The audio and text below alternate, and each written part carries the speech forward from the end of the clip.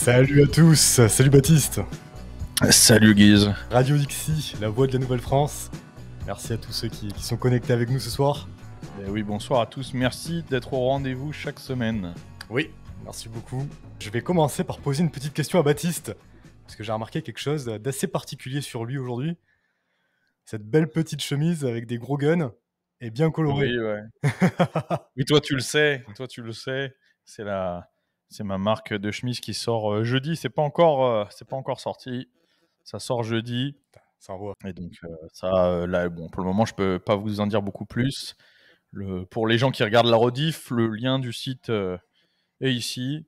C'est le gros projet sur lequel je travaille depuis un an. C'est 100% fait en France, le tissu est fait en France, le tissu est imprimé en France, la confection des chemises est faite en France. Et en plus de ça, il y a une part des bénéfices qui sera reversée à des associations pour les militaires blessés en opération. Génial. Voilà. Donc les chemises avec le logo qu'on voit dessus, c'est le HK416, donc le fusil de l'armée française, de dotation de l'armée française. Ça claque, j'en veux une. Je partagerai le Insta de la marque, je partagerai tout ça. La marque commence officiellement jeudi. Et mon pote Fred qui dit, ça c'est pas une chemise de jongleur de Diabolo. Aujourd'hui les gars, on va parler de cette nouvelle que l'homme et la femme les plus riches du monde sont français, donc chacun dans leur catégorie respective. Alors, on a pas mal de choses à vous dire à ce sujet-là. On va aussi parler de l'interdiction des athlètes transgenres en athlétisme, qui a été officialisée il y a quelques jours.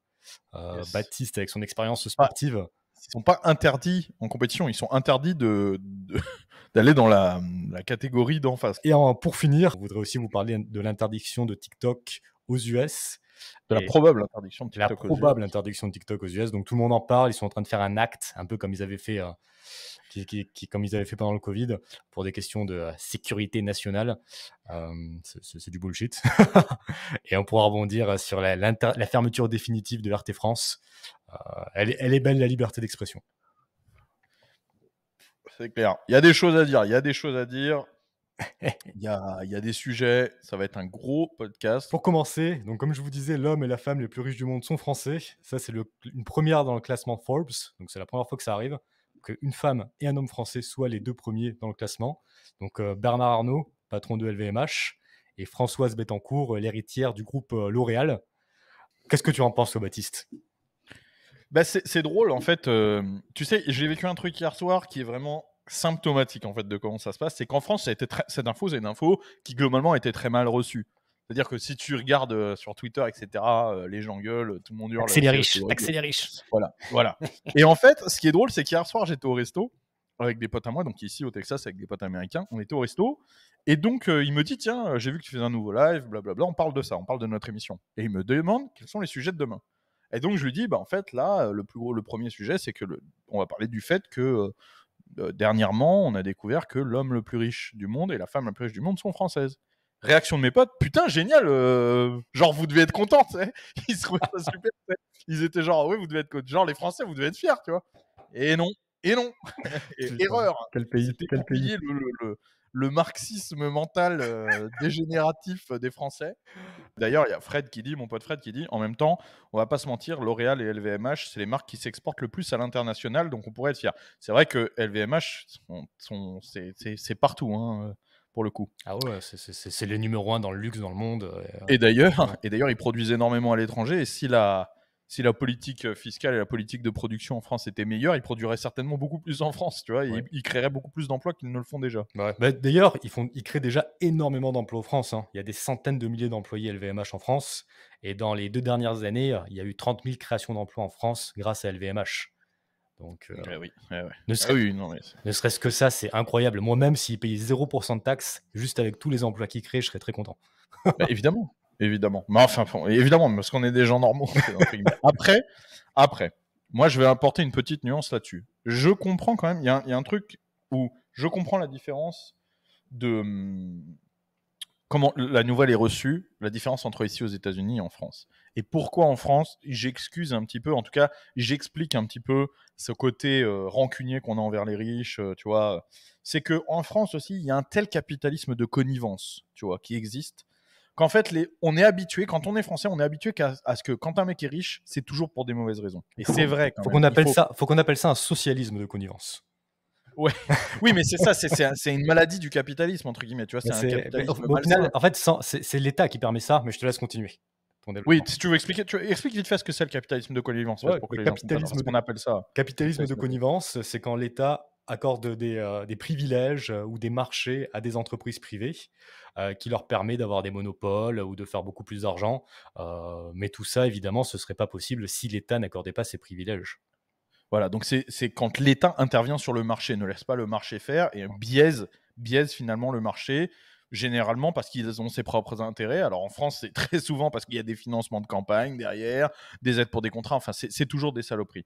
Bref, et donc en fait, c'est vrai qu'en France, on est habitué à ce que quand un mec est riche, c'est pas, tu sais, il y a quasiment, il y en a évidemment, mais il y a très peu de self-made men, il y a très peu de mecs comme toi et moi qui deviennent millionnaires, tu vois. Un peu plus grâce à Internet maintenant. C'est vrai qu'il y a des youtubeurs ou des mecs qui créent des business via Internet qui arrivent un peu, tu vois, à contourner. Mais c'est vrai que jusqu'à vraiment la prolifération du business Internet, en France, si tu n'avais pas fait l'ENA, si tu n'étais pas un énarque, etc., en fait, si tu vois ce que je veux dire, si tu n'allais pas C'est au l'élitisme français. eh oui, si tu n'allais pas aux partous organisés par l'Élysée, en gros, tu n'avais pas moyen de devenir millionnaire. Non, mais sans être complètement complotiste, j'exagère, mais c'est ça, tu vois. C'est-à-dire qu'en Et en France, fait, mec, il y a tellement de régulations, tellement de taxes, de règles, que si tu n'es pas copain avec l'État, c'est compliqué de vraiment réussir. voilà. Du coup, les gens, ils ont le seum, ce qui est logique, tu vois, face à ces gens-là. Là, je les comprends.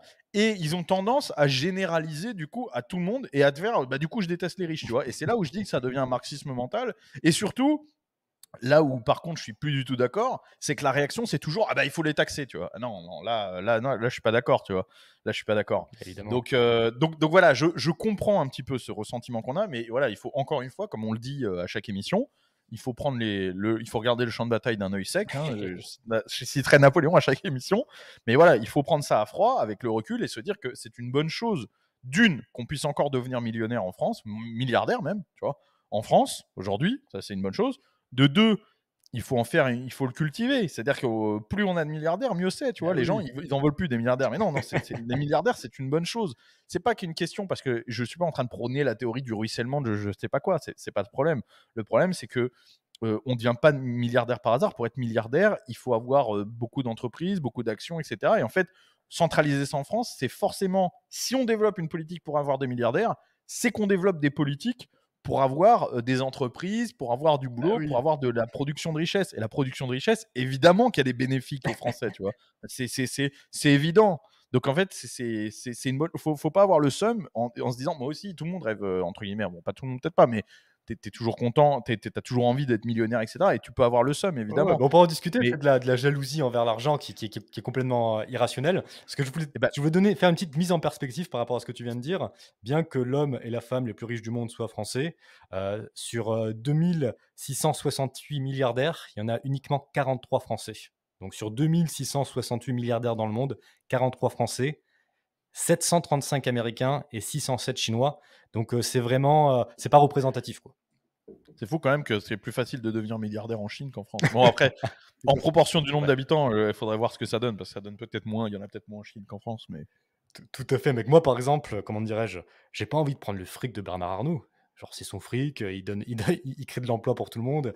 J'ai pas envie de vivre sur son argent. Pourquoi, quelle est la réflexion derrière ça? Ah oui, la ré c'est ça, et puis surtout, c'est que, en fait, si tu commences à faire ça, tu biaises toute envie de devenir, tu vois. milliardaire. Après, regarde, il y a Salter qui dit le fondateur de L'Oréal, Eugène Scheller, était un vrai self-made man, pas Bernard Arnault. Bah alors pourquoi le fondateur de L'Oréal, pourquoi Eugène Scheller, il n'était pas l'homme le plus riche du monde? Et puis C'est Bernard bien que Arnault, quand même, Bernard Arnault, son père était un industriel du Nord, mais c'était loin d'être un des hommes les plus riches du monde, hein, très, très loin. Exactement. Ouais. Il a quand même fait fructifier. Effectivement, il a repris un business existant, mais il en a quand même fait quelque chose, en fait, à un moment. Et puis même, en fait, s'il avait rien fait de bien, spécialement pour en arriver là, il a rien fait de mal non plus, en fait. Tu vois, c'est ça Exactement. qu'il faut comprendre. C'est que c'est pas comme si c'était un milliardaire comme Soros ou comme ce genre de fils de pute qui va financer des campagnes de gauchistes. Tu vois, ou ce genre de truc. La dernière chose que Bernard Arnault a financé, c'est la rénovation de Notre-Dame. Donc on n'a pas non plus gueulé, tu vois, c'est pas comme s'il dépensait. Je suis pas un fan de lui, je suis pas en train de faire sa promotion. Je dis juste que ça sert à rien de rager sur lui, de vouloir le taxer, parce que taxer ce genre de fortune, etc. Comme ça paraît sur le papier, ça paraît une bonne idée, entre guillemets. Moi, je trouve direct que ça paraît une mauvaise idée, mais tu as l'impression que ça va nous rapporter, mais en fait, ça va nous desservir. Ça les fait Ça fuir. dessert. Bah tiens, Donc en fait, petite, même si c'était le pire des fils de pute, imaginons que Bernard Arnault soit le pire des fils de pute, ça change rien au fait qu'il faut qu'il continue à être milliardaire et qu'il faut l'aider parce que c'est une bonne chose en fait. En fait, c'est ni l'aider ni pas l'aider, il faut juste le laisser faire son business tranquille. le laisser faire son business, le laisser faire vivre des centaines de milliers de familles. Par rapport à ce que tu viens de dire, petite actualité, les super riches de Norvège fuient le pays en masse après une hausse de l'impôt sur la fortune. Un nombre record de super riches norvégiens ont décidé de quitter le pays l'an dernier pour des nations à faible fiscalité. Plus de 30 milliardaires et multimillionnaires norvégiens ont quitté leur pays en 2022. Ils ont Et on autant de voit le milliardaires résultat. qui est parti que sur les 13 dernières années. Et on voit le résultat. Et ouais. On voit le résultat. Et tu vois, regarde, il y a Salter qui dit Bernard Arnault a acheté Dior avec des aides de l'État en échange du maintien des emplois et n'a pas respecté l'accord. C'est typiquement du capitalisme de connivence dont je parlais. C'est typiquement le genre de truc qu'il faut pas faire, tu vois. C'est exactement ça. En fait, quand on dit qu'il faut le laisser tranquille, ça veut dire qu'il faut pas l'aider non plus. Il faut ni l'aider, ni ne pas l'aider. Il faut laisser le marché faire son affaire, en fait, tout simplement. En fait, les emplois, ils seraient maintenus si la politique en France, économique en France, elle était propice au développement de l'emploi, tout simplement. C'est-à-dire qu'on parle toujours de paradis fiscaux. Si les paradis fiscaux existent, c'est parce qu'il y a des enfers fiscaux. La France est un enfer fiscal, tout simplement. Si la France n'était pas un enfer fiscal, on n'aurait pas à donner des subventions à un mec pour maintenir des emplois. En fait, ça serait juste bénéfique pour lui de maintenir des emplois. Point. 100%. C'est aussi simple que ça. C'est aussi simple que ça. Pourquoi les entreprises, pourquoi les industriels allemands continuent à fabriquer en Allemagne? Pourquoi? Et pourquoi pas en Chine? Parce qu'ils y gagnent. Point. C'est pas parce que l'État leur donne de l'argent. C'est pas ça le problème, tu vois. Pourquoi des entreprises américaines continuent à fabriquer aux États-Unis? Pareil. C'est parce qu'ils y gagnent à fabriquer. Ils vont dans des États où c'est plus intéressant. Pourquoi Elon Musk il déménage Tesla de Californie au Texas? Parce que c'est plus intéressant au Texas. Et c'est pas parce que l'État lui fait des fleurs. Ils lui ont rien payé, ils lui ont rien offert. Simplement, la politique fiscale du Texas, c'est plus intéressante. Point. Et le pire dans tout ça ça, crée des emplois au Texas. le pire dans tout ça, c'est que dans un pays socialiste comme la France, les entreprises, les grosses entreprises et les grosses fortunes, elles négocient avec l'État pour payer moins de taxes de manière sous le manteau. Détourné. Sinon, ils se barrent. Donc au final, c'est ça. quand un pays est ultra socialiste, c'est la classe moyenne qui paye tout. Les moyennes entreprises, les petites entreprises. Et les riches, c'est soit vous me faites payer 10% d'impôts, soit je me casse. Exactement. Voilà. Donc c'est typiquement, voilà, c'est typiquement les saloperies. C'est ce qui empêche justement, qui crée un barrage pour que les TPE, PME deviennent des grosses entreprises. Parce que du coup, tu n'as jamais accès au truc parce que tu es noyé sous les taxes. C'est ce qui fait que les grosses entreprises sont obligées de ont un pouvoir pour faire pression sur l'État. Enfin, c'est que négatif. Ouais. Et après, pour revenir sur le sujet plutôt de la jalousie, etc., de comment les gens perçoivent les choses, la fameuse citation de Charles Gave, donc, qui me rappelait la gauloiserie de citer, c'est de dire qu'en tant qu'entrepreneur, quand tu crées une entreprise, si ça ne marche pas, tu es considéré comme un loser. Et en fait, si ça marche, tu es considéré comme un salaud. En fait, socialement, c'est que négatif. Et c'est vrai. Hein. Et même dans les campagnes, il faut voir, les gens qui connaissent un peu le milieu agricole, quand tu as une exploitation qui fonctionne, je connais pas un mec qui a une exploitation qui fonctionne grave et qui n'est pas détesté par les autres fermiers. C'est terrible quand même, tu vois. Et c'est triste, mais c'est la mentalité française qui a été développée ces 60 dernières années, tu vois. C'est horrible. Winston Churchill disait « Le chef d'entreprise est vu comme une vache à lait, alors qu'en réalité, devrait être vu comme le bœuf qui tire la charrue. » Bah oui. Bah, c'est exactement ça. Je suis tout à fait d'accord. Pour la petite anecdote personnelle, ça y rajoute toujours. Ouais. Si tu veux, je te l'enverrai. Tu pourras la mettre en rediff. J'ai une photo de mon grand-père qui serre la main de Winston Churchill. Oh, incroyable. Ouais, comme c'était mon grand-père était représentant des anciens combattants, c'était un des militaires les plus décorés du XXe siècle. Il y a une cérémonie d'anciens combattants au l'Arc de Triomphe et on voit mon grand-père en train de serrer la main à Churchill. Magnifique. Sympa, non? Ah ouais, vraiment, Ouais, vraiment. Du côté de ta mère?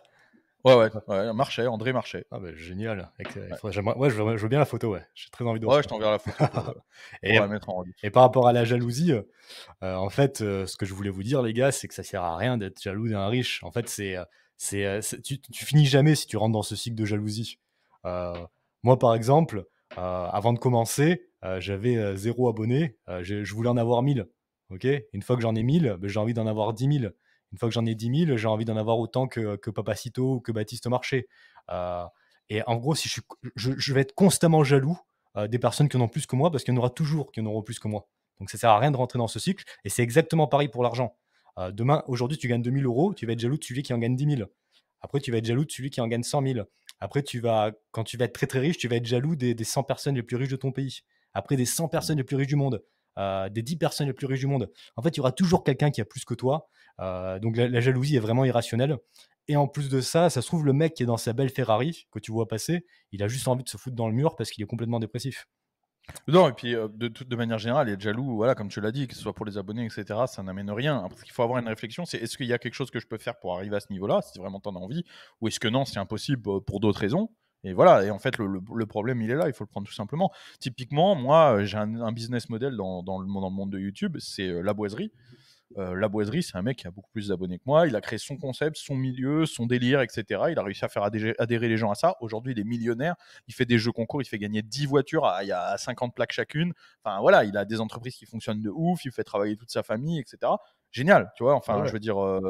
Et en fait, moi, ce qui me dérange là-dedans, typiquement, je suis absolument pas jaloux de lui. Je suis admiratif. Et ce qui me gêne, c'est qu'en fait, moi, je dis pas que je serai à son niveau sans ça, mais moi, on m'empêche, entre guillemets. J'ai des barrières que lui n'a pas, qui sont justement des freins au marché, entre guillemets, idéologiques, etc., politiques. En fait, la politique s'en mêle et me permet pas, en fait, de me développer autant, tu vois. Ouais, c'est ça. Typiquement, j'ai fait 16 demandes de certification Instagram en France, tu sais, toutes refusées, alors qu'il n'y a aucune raison. J'ai déménagé mon compte, maintenant que j'ai une adresse aux États-Unis, j'ai déménagé mon compte Instagram aux États-Unis, une demande, certification obtenue. Bah, tu sais, Non, mais c'est un connard qui travaille pour Instagram France, qui a reçu ta demande. Baptiste Marché, refusé. Tchic. 16 connards 16 16 connards. connards 16 connards Non, mais donc, en fait, voilà, ce qui me gêne, c'est pas qu'il y en ait un plus riche que moi ou quoi. Ce qui va me gêner, c'est que le marché est biaisé et qu'en fait, un mec avec une idéologie puisse pas voilà, avoir les mêmes opportunités, tu vois. Après, encore une fois, je dis pas du tout que sans ça, je serai à son niveau parce que voilà, il a un génie exceptionnel. Comme j'ai dit, c'est Un un de modèle. mes modèles, c'est vraiment mon business model sur YouTube. Mais je dis juste que voilà, le problème, c'est quand le marché est biaisé. C'est pas qu'il y ait des mecs plus forts que d'autres, en fait. On s'en branle, tu vois. Exactement. Toi, demain, vous les gars là dans le chat, si demain vous voulez ouvrir votre entreprise de vente d'alcool, vous allez avoir plein de barrières dans la gueule. Vous allez avoir il va vous falloir des autorisations, de fournir certains documents, vous allez payer plein de taxes, blablabla, blablabla. Et toutes ces barrières, c'est ça qui va vous empêcher, toutes ces barrières socialistes, c'est ça qui va vous empêcher d'arriver potentiellement au niveau des plus grands distributeurs d'alcool en France. Exactement. Il faut bien comprendre que quand on parle de législation, etc., il n'y a pas forcément. Là, tu parles de vendre de l'alcool, il y a des gens qui vont dire oui, mais l'alcool, c'est pas un produit comme les autres, etc. Mais il faut comprendre en France qu'il y a une surréglementation sur absolument tout. Quand vous faites de l'alimentaire, de la boucherie, d'accord, je connais bien le milieu de la boucherie, je vais en parler. Les ampoules que vous utilisez en vitrine, elles doivent être une certaine norme indiquée par l'État qui, dans les 10 dernières années, a changé 4 fois. C'est l'ampoule qui va le faire. Ça veut dire que quand tu es contrôlé, si tu n'as pas les bonnes ampoules, typiquement, tu peux prendre une amende et au bout de plusieurs fois, tu peux carrément avoir des fermetures administratives. Mais ça, c'est typiquement le genre de réglementation. Et là, je vous en cite une. Il en existe des putains de milliers, des milliers de réglementations comme ça. Et en fait, vous empêchez juste les gens de travailler correctement à un moment. C'est de la folie. Et ça, c'est pas des réglementations qui nous aident. Le problème aussi, c'est que quand les mecs prennent le cahier, je vais simplifier, mais quand le gars qui est en charge, en fait, le ministre ou peu importe, le gars qui arrive en charge, il prend le cahier des réglementations, il écrit de nouvelles lignes sans même regarder ce qui a été avant. C'est-à-dire, il y a 10 pages de lignes et lui, il dit ah ouais, mais on va changer ça, on va rajouter ça. Et en fait, tout ça, c'est des cumuls. Il y a même des réglementations qui, des fois, se contredisent. C'est de la folie. Et à la fin, tu as des fils de pute, parce qu'il faut quand même un sacré fils de pute pour faire ce genre de contrôle, qui viennent faire des contrôles. À la base, moi, les contrôles d'hygiène, typiquement dans les commerces, je suis pas contre. Absolument pas. Je veux dire, c'est normal qu'il y ait certains critères d'hygiène à respecter pour la santé publique. Mais quand tu arrives et que tu mets une amende à un mec parce que votre balance, elle n'est pas connectée sur le système de logiciel officiel de l'État, ou parce que vos ampoules, c'est pas les bonnes, ou parce que le bio que vous avez utilisé, il n'est pas dans telle matière, et putain, et vous empêchez un mec qui bosse et qui crée de la richesse, tu vois, de se développer, c'est pas normal. Et vraiment, il y en a des putains de milliers de trucs comme ça. Et pour tout. Le pire, c'est que c'est des connards, mec. C'est un mec qui est rentré dans une boucherie 10 fois dans les 5 dernières années et qui vient de te Ah bah dire non, il qu'il rentre tous en les jours fout. dans 10 boucheries par jour parce que c'est son métier, c'est de les contrôler. Ouais, non, mais Simplement, par contre, il n'y a jamais bossé. Ouais. celui-là qui fait la réglementation. Ah oui, non, celui-là, oui, par contre, non, lui, il se fait livrer la viande directement à domicile. Donc, Donc- Et alors, pour l'agriculture, là, il y a la gauloiserie dans le chat, il peut vous en parler. J'en ai parlé avec lui, mais pour l'agriculture, mais c'est des trucs de ouf. Certains produits que vous ne pouvez pas vaporiser parce que vous êtes à tel kilomètre de telle rivière, etc. Ou parce que la météo, ceci, cela. Mais pour des trucs où, après, quand scientifiquement des mecs se penchent sur le sujet, vraiment, en disant est-ce que c'est un problème écologique ou pas.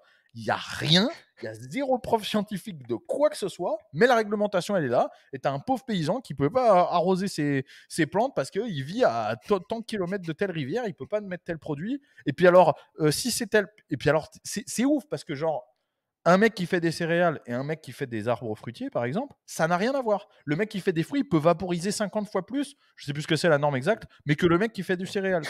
Je sais pas pourquoi, ça sort du cul d'une vache, cette réglementation, tu vois. Ah ouais, c'est Et des l'enfer. trucs comme ça, mais c'est des, comme je vous l'ai dit, des putains de milliers de trucs comme ça. C'est juste incroyable. C'est une dystopie, mec, c'est une dystopie. Bah oui, c'est ça. Et d'ailleurs, j'ai vu un commentaire sur Twitter. Tu devrais regarder dans la publication où tu as publié le réel où je parle de la dystopie socialiste en France, tu vois. Et il y a un mec qui met un commentaire en disant ouais, la fameuse dystopie socialiste, et il met un article qui dit qu'il y a plus de milliardaires, tu sais, que les milliardaires sont en hausse en France, tu vois. Mais ils comprennent pas que ça n'a rien à voir, tu sais. Bah oui. Ça n'a rien à voir, c'est ce qu'on dit justement en fait. C'est justement parce que le marché est biaisé qu'on va favoriser certains et défavoriser d'autres, tu vois. Et donc c'est absolument pas incompatible, ça n'a rien à voir. Effectivement, c'est une question de régulation, de taxes, de contrôle étatique. C'est pas une question de résultat au final. Et on voit bien qu'en France, la pauvreté ne fait qu'augmenter. Ça me fait rire là, tous ces connards qui te disent mais vous voyez, en France, le taux de pauvreté est énorme, il fait qu'augmenter. Ouais, mais c'est quoi la France? C'est que des taxes, c'est que du socialisme, c'est que de la redistribution. C'est le pays qui redistribue le plus au monde, donc bien la preuve que ça marche pas, hein. Au bout d'un moment, faut quand même, enfin putain, tu vois? Les mecs sont tous soi-disant zététiciens, mais il y a personne qui pense une vraie étude, tu vois, de manière scientifique en disant, tu vois, qu'est-ce qu'on fait, quel pourcentage de réussite, quel élément comparatif? Non, tu vois? Ah, Il ils y a s'en tout le fichent. monde se met un cache-œil à ce moment-là, tu vois? Au moment de mettre des vraies statistiques sur la table et des vrais éléments de comparaison. Ah bah oui, parce que ce qui intéresse les politiciens, mec, c'est d'offrir des choses aux gens pour qu'ils votent pour eux. Et offrir des choses, c'est plus de socialisme, plus de taxes, plus de redistribution. Exactement, Ouais. exactement. Et tiens, regarde, la Gauloiserie qui répond: «Depuis cette année, on n'a plus le droit de couper les arbres et les buissons du 15 mars au 15 août, même s'ils sont morts ou tombés sur des clôtures». Non mais, les gars, vous imaginez ou pas? Couper un buisson, il y a une loi pour ça. Il y a une loi, tu as un buisson mort ou un arbre tombé sur une clôture, tu dois le laisser parce que c'est la loi. Mais les gars, allô, enfin, Quel enfer! c'est Bah ouais, mais de toute c'est façon, c'est les gens, aussi ils sont con que habitués à les ça. ampoules. Oh, Et chaque corps de métier peut vous citer une dizaine de réglementations complètement cons comme ça, hein. Ça ne s'arrête jamais, hein. ah, moi, je pèterais un plomb, mec, hein. Moi, je pèterais un plomb. Moi, rien que le fait que de déclarer mes taxes, ça me fait péter un plomb. Si j'avais toutes Ah ces oui, non, mais régulations sur la c'est gueule. d'ailleurs pour ça que tu le fais plus, hein. Si vous voulez aller voir du côté des comptes de Legis, il y a un mec du fisc qui est là, c'est pas N'importe joli, quoi. joli, hein. N'importe quoi. Tu t'en Mais vois, d'ailleurs, au passage, mec, je voulais tu fiscalisé annoncer au une petite. Canada, non? Pardon? Tu es fiscalisé au Canada, Ouais, ouais, non? c'est ça, ouais. Oui, donc Alors, tu au t'en branles. Canada, Ah, petite le fisc parenthèse. français. Ah. Mais tu vois, par exemple, au Canada, pour te donner des informations, alors ils taxent très peu les entreprises, ils taxent quand même pas mal les personnes dépendamment des provinces. Mais par exemple, au Canada, les taxes sur l'héritage sont de 0%. Si tu as 1 000 000 $ sur ton compte, tu donnes 1 million de dollars à tes enfants, l'État vient pas te prendre 50%. Par exemple, Tu sais, on dit ça comme si c'était incroyable, alors qu'en fait, c'est c'est normal, ouais. absolument logique, tu vois? C'est complètement fou d'être taxé sur les héritages. Oui. En France, si t'as pas l'argent, si tes parents, ils ont travaillé toute leur vie, ou même si t'as le truc est dans ta famille depuis 500 ans, tu vois? Et que, ou plus, que les mecs se sont tous arrachés le cul pour avoir une propriété et qui veulent la léguer à leurs enfants, si toi, t'es pas assez riche pour payer les taxes dessus, ça va à l'État. Quel Mais enfer! vous foutez de la gueule du monde, Dis-toi, quoi. mec, que tu payes des taxes quand tu reçois ton salaire, tu payes des taxes quand tu épargnes, tu payes des taxes quand tu achètes une maison et ensuite on te fait repayer des taxes quand tu veux léguer ça à tes enfants. Et tu payes des taxes quand t'es mort. Parce que t'es mort, et en gros, il y a une taxe sur ce que tu lègues. Non mais, Ah, c'est les gars. incroyable, c'est incroyable. Et par exemple aussi, ça me fait penser que, petite nouvelle de mon côté, j'ai enfin pu monétiser ma chaîne YouTube grâce au premier live sur Radio Dixie. Alors ça m'a rapporté, pour l'instant 40 petits dollars, mais cependant, je suis quand même très reconnaissant. C'est une belle petite étape et Ouais, si et les lives montent, tu sais, à la fin, là on fait 15 ans, entre 15 et 20 000 vues, là, à mon avis, sur un mois, sur le live. Sur ouais, le premier, on va faire à peu près ça, je pense. ouais, C'est le tout premier, ça va monter tranquillement à 50 000 vues, peut-être plus. ouais. À la fin, ça te fera quand même un petit billet, même si Bah c'est oui, pas c'est ça. grand-chose. Parce que Tu vois. moi les gars, c'est ma passion, hein. Moi, je travaille à plein temps. D'ailleurs, là, quand je me connecte à 16 h heure canadienne avec vous, il faut que je m'arrange au travail pour travailler mes heures à d'autres moments, histoire de bien faire les heures pour mon employeur. Je suis très, très loin de gagner ma vie avec, mes activités sur Ah internet. oui, évidemment, hein, Mais je suis évidemment. reconnaissant de ces petites étapes. Bah écoute, tant mieux, tant mieux. Et bientôt monétisé sur Twitch, j'espère. Vous pourrez faire des dons du coup, normalement, pour soutenir justement le Guise. Voilà, comme il dit, qu'il fait ça par passion et qui prend sur son temps. Ça sera cool. Ah bah merci mec, merci beaucoup, on va voir ça. Est-ce que tu veux passer à l'autre sujet ou est-ce que tu as des choses à dire sur... Oui, sauf si les gens ils ont spécialement des questions sur ce sujet, je sais pas, parce que finalement il n'y avait pas un milliard de choses à dire. Mais si les gens ont des choses à demander là-dessus, sinon oui, on passe à la suite. Ok, bah, on va attendre vos questions là.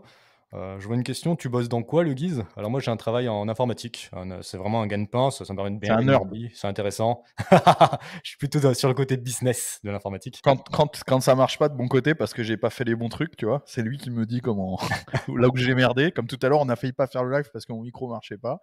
C'est lui qui me dit ce que je dois faire.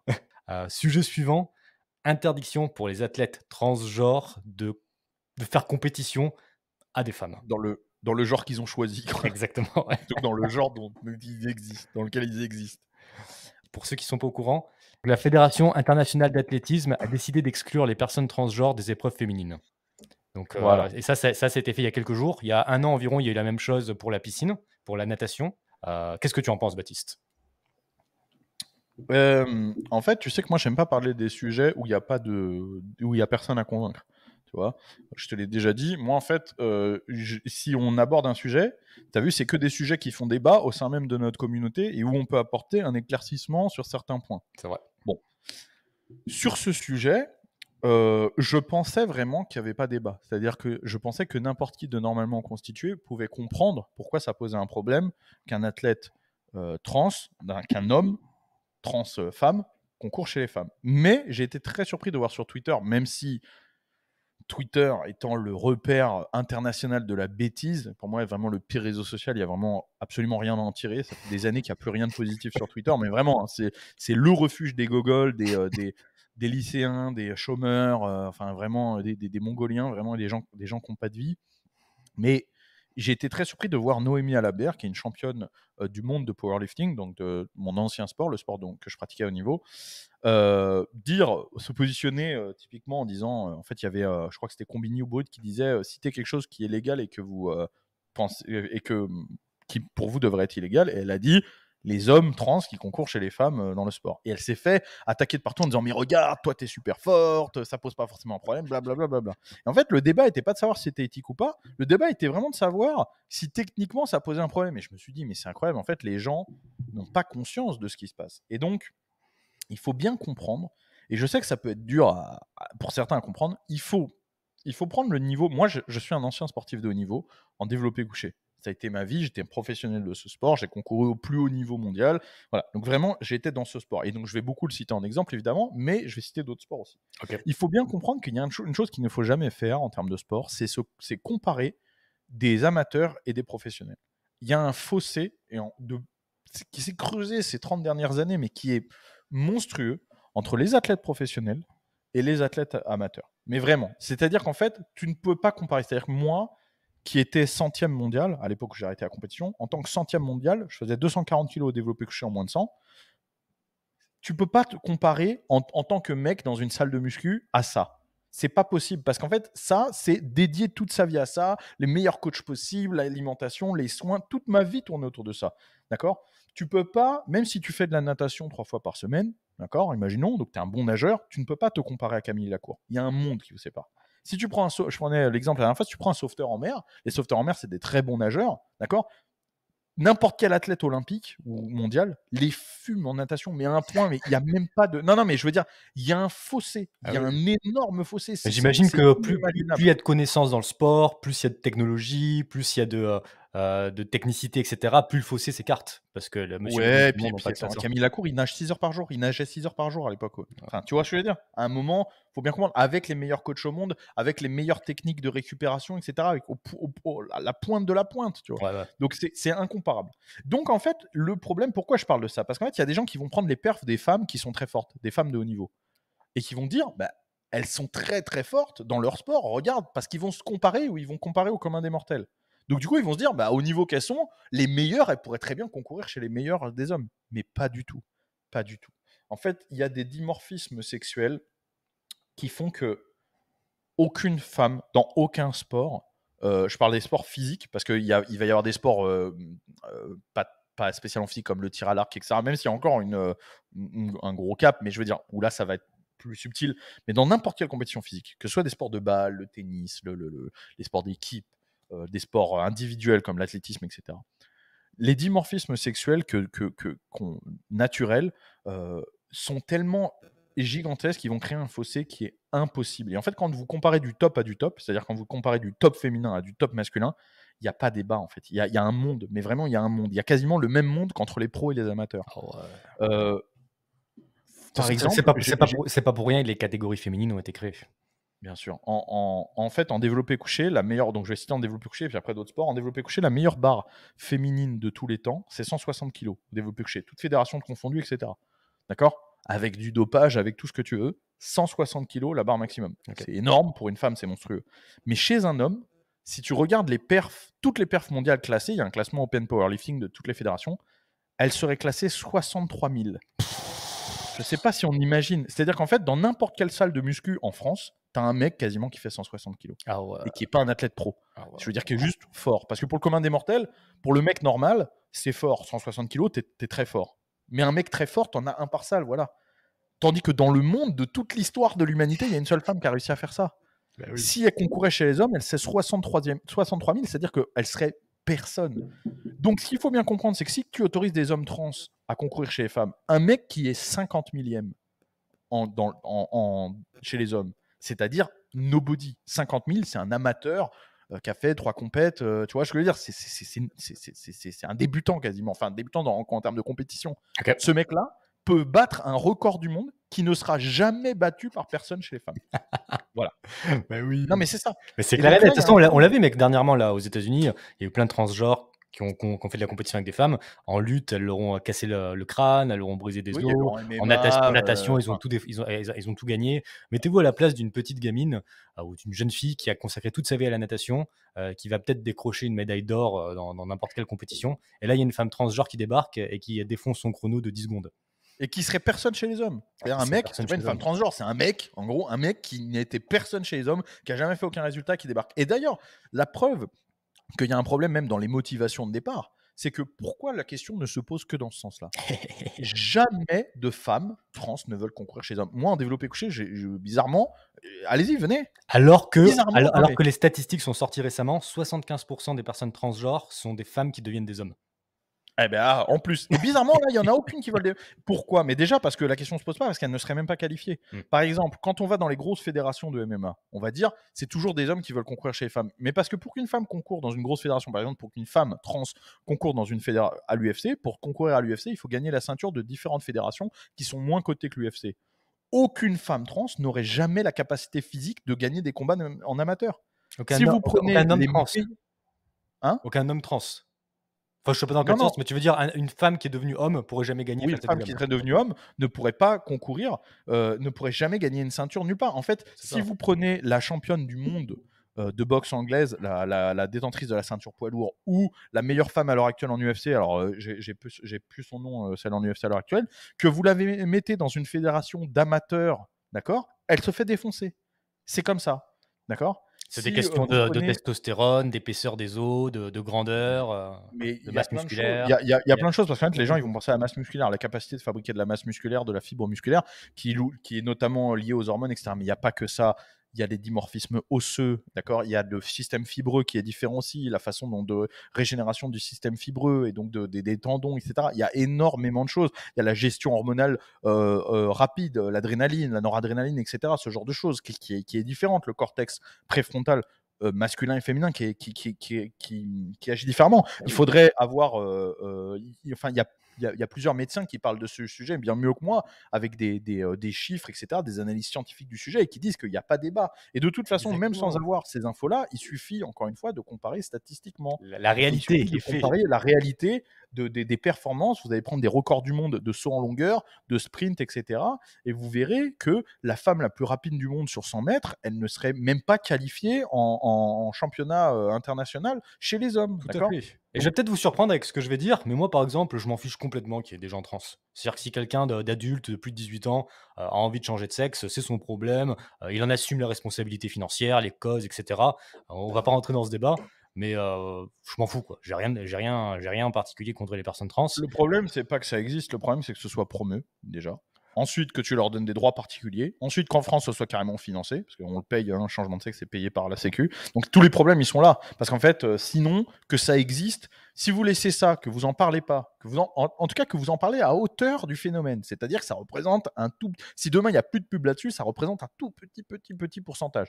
Que vous arrivez bien à prendre en compte les problèmes, parce que généralement, c'est un problème psychologique non traité, d'accord? Et donc, que vous les poussez pas là-dedans, leur expliquer que c'est la solution à leurs problèmes, à leur malheur, il faut quand même bien comprendre que la fédération, pas la fédération, la confrérie des psychiatres de France a bien mis en garde sur le taux de suicide extrêmement élevé des gens qui changent de sexe. Hein. Il est Il y a, plus élevé. combien, mais... Il est plus élevé que dans les camps de concentration nazis. Non, mais voilà, je sais pas si vous vous rendez compte, mais il y a un taux de suicide qui est énorme pour ces gens-là. Donc il y a certainement un problème sous-jacent qu'on pourrait traiter différemment plutôt que de pousser tout simplement à dire c'est ça la solution, parce que ce qui se passe, c'est que ces gens-là, en fait, ils sont malheureux pour diverses raisons. Ils se réfugient derrière le changement de sexe en disant bah, c'est ça mon problème, puis ils changent de sexe, puis ils sont toujours malheureux, ils se rendent compte qu'ils sont toujours malheureux. La transition, elle a été, et voilà. Donc en fait, c'est Après, tout ça. En fait, tu sais, c'est je pense plus à qu'il y a plaindre je pense qu'autre qu'il chose, y a hein. vraiment des gens qui souffrent je pense que c'est une réalité. Il y a des gens qui ont une dystopie de genre, il y a de tout dans la nature, mais c'est extrêmement, extrêmement minime. Le problème, c'est quand ça devient une mode et quand c'est Voilà, c'est payé par ça. le contribuable, qu'on c'est payé par vous. Voilà, c'est ça. Et puis même, moi, je pense que de toute façon, même la dystopie de genre, de base, c'est quand même un problème psychologique ou psychiatrique sous-jacent qui pourrait certainement être aidé de différentes façons, je pense. Parce qu'en fait, En fait, ne pas être... mec, en fait, ce que je veux te dire par là, c'est que dans la nature, il y a vraiment de tout, mais ça représente peut-être 0,0001%. Tu vois ce que je veux dire? Oui, mais il y a d'autres toujours des façons. En fait, il y a des exceptions. façons de s'accepter. C'est comme ça, de toute façon. Même si tu dis, oh tiens, moi j'aurais bien aimé être un homme, il y a des façons d'accepter ce qu'on est et il y a un travail psychologique à faire qui peut certainement aider. Encore une fois, là, on est dans des questions techniques. Le problème n'est pas là. Le problème, il est d'ordre politique. C'est quel com on fait là-dessus. Est-ce qu'on le met en avant dans les écoles, partout, dans les programmes scolaires? Est-ce qu'on le finance? Tous les problèmes, il est là. Et à la fin, in fine, est-ce qu'on leur donne des droits particuliers? Et ça donne ça, dans le sport notamment, de mettre un pauvre mec qui est nul dans sa catégorie, aller chez les femmes et défoncer tout le monde. Et du coup, couper l'herbe sur le pied à des athlètes féminines qui desservent vraiment. Et d'ailleurs, on est tout le temps en train de dire le sport féminin n'est pas mis en avant. Mais là, c'est la mort du sport féminin, ce genre de choses. C'est la mort d'athlètes. Moi, j'en ai coaché des athlètes féminines. J'en ai coaché dans ma vie plusieurs en tant que coach. Je suis encore préparateur d'athlètes de haut niveau. Je prépare des gens qui font des compétitions à l'international. J'en ai coaché plein des femmes et j'en ai amené à haut niveau. Et donc, moi, je respecte ce sport. Il y a pas de souci. Je respecte le sport féminin. Et justement, en fait, si on aime le sport féminin, mais on ne peut qu'être contre. Mais, encore une fois, il faut avoir toutes les données. Il faut bien se rendre compte de l'énorme décalage qu'il y a dans tout ça. On va changer le slogan de la chaîne. On va changer la voix de la Nouvelle-France par l'actualité d'un œil sec. Ça pourrait être pas mal. Parce que j'allais te dire que c'est comme avec les guns. Laissez les femmes avoir des guns pour se défendre. Si vous voulez pas que les femmes se fassent violer, se fassent agresser, laissez-leur des guns. C'est vrai, c'est vrai. Non, mais, pour revenir sur le sujet, mec,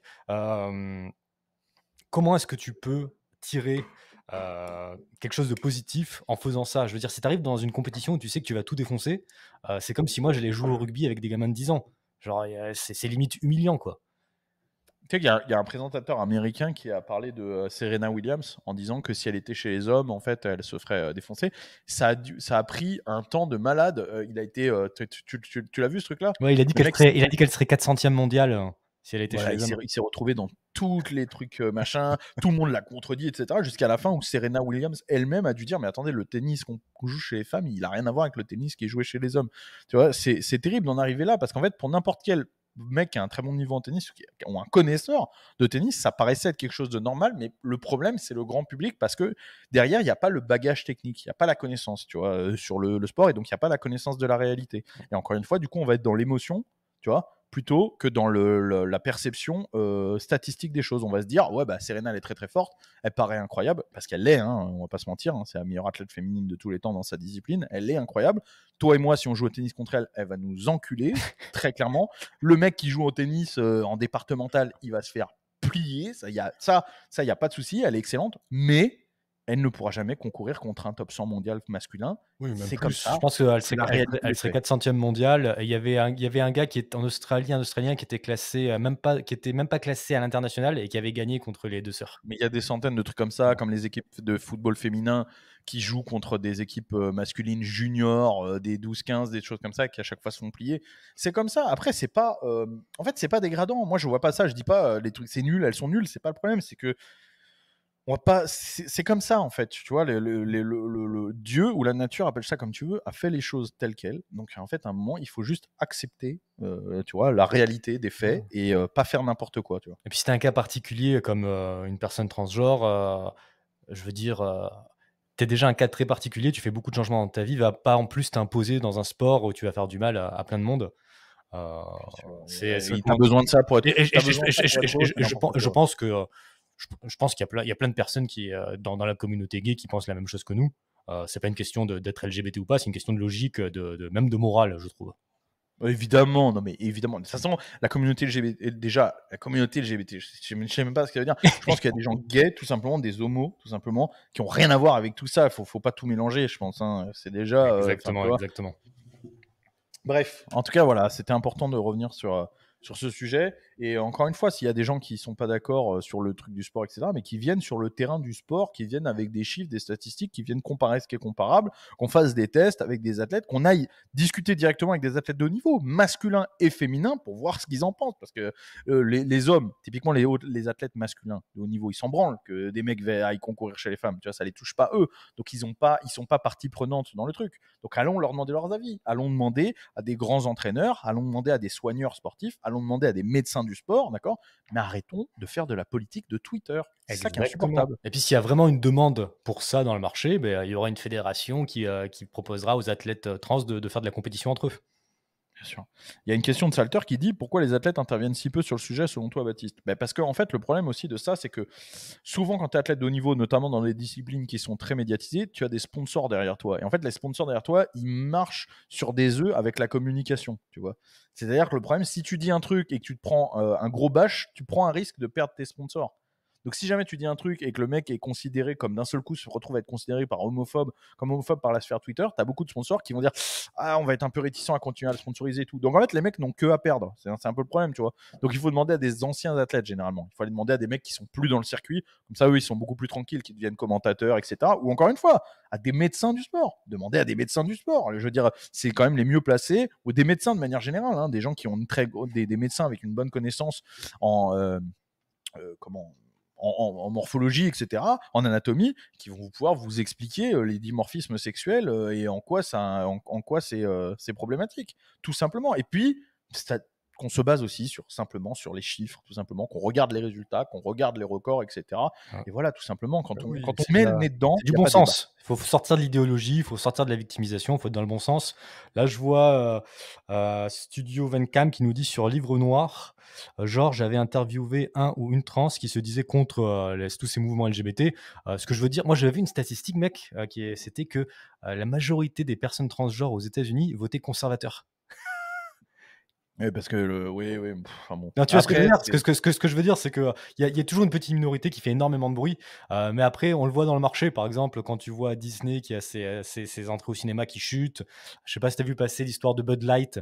oui, Qui a- j'allais te parler de Bud Light. Vas-y, vas-y. T'imagines bien qu'au Texas, c'est plus Bud Light que Disney, dont j'entends parler. Bud Light qui a bien transgenre là depuis quelques temps sur ces trucs, les chiffres de vente s'effondrent et en fait en fait comme move commercial c'est incompréhensible.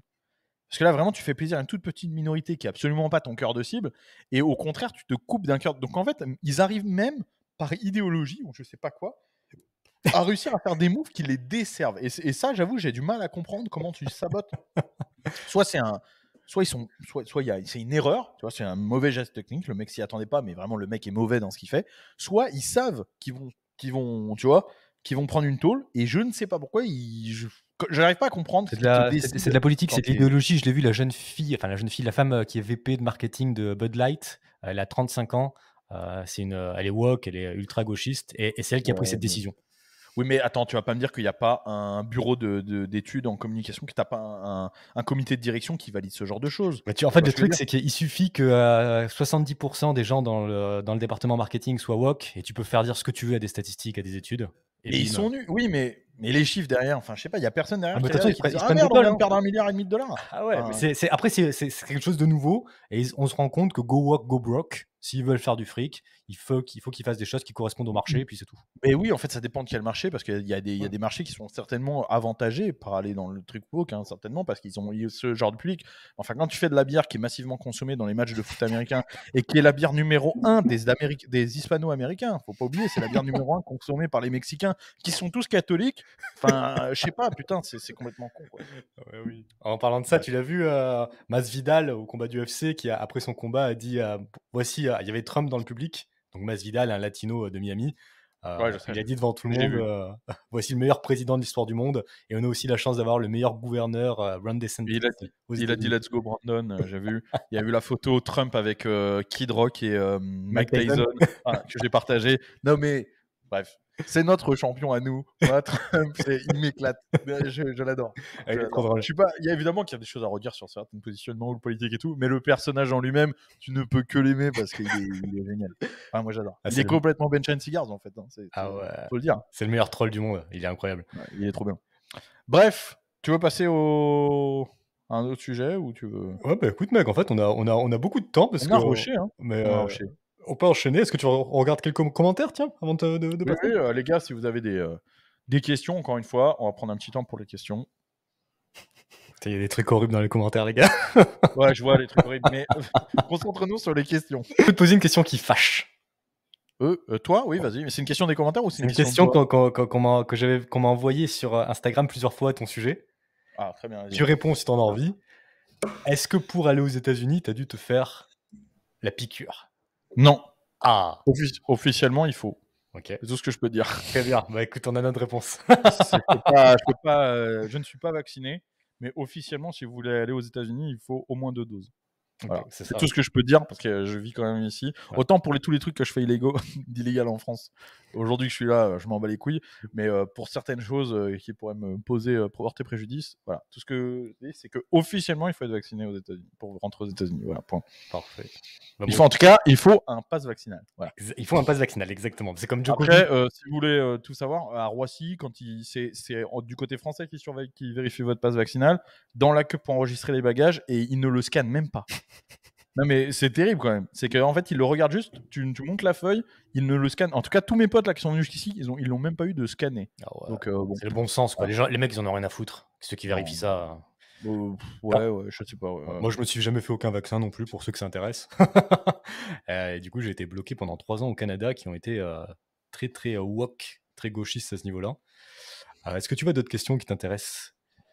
Avoir votre avis sur le wokisme en Amérique du Nord, si vraiment c'est omniprésent. Ça, c'est vrai que, en fait, ça peut amener à un sujet plus long qu'il faudrait qu'on développe un jour, tu vois, où j'ai beaucoup de gens qui me disent oui, mais les États-Unis, c'est le cheval de Troie du wokisme, c'est à cause d'eux qu'on a ça en Europe, blablabla. Bla, bla, bla.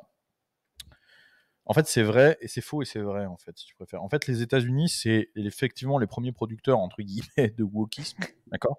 Mais la plus grosse, comment dire, le plus gros ennemi du wokisme aux États-Unis, ce sont les Américains. Ce sont une part des Américains. En fait, c'est le pays est dans une lutte intérieure et c'est pour ça qu'il faut s'allier au bon côté des États-Unis.